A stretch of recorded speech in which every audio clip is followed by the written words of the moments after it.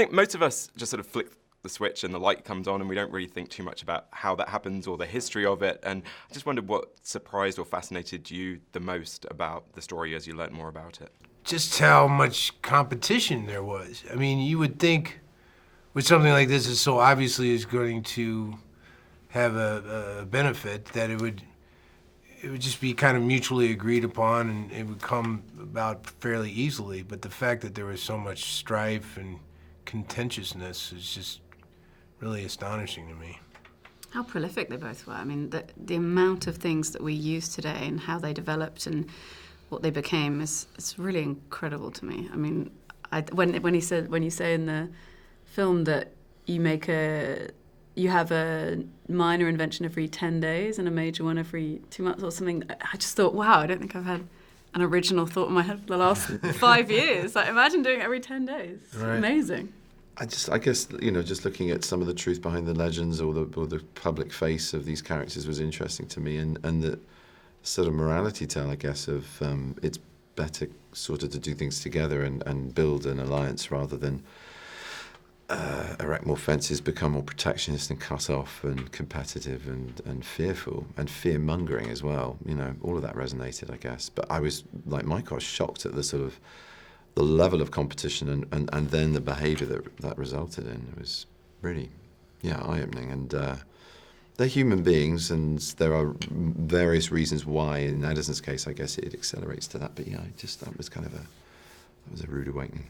And when you were doing your research, did you set out to sort of create the characters and capture their spirits? Was there anything in the research that gave you a light bulb moment? Did apologise before.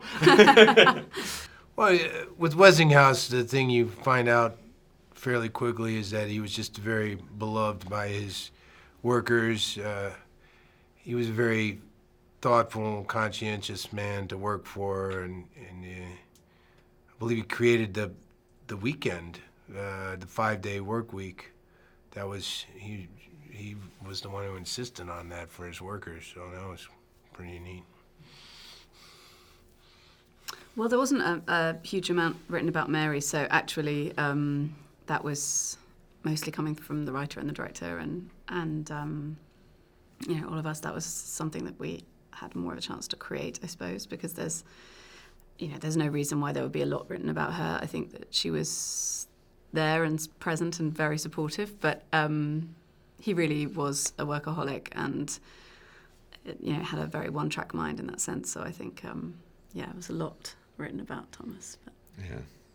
And I guess the perverse opposite of that, I'm just discovering quite how little I knew. I mean, the amount that he invented, the amount of patents, the fresh snow that he marked, and everything from the phonograph to the motion picture camera.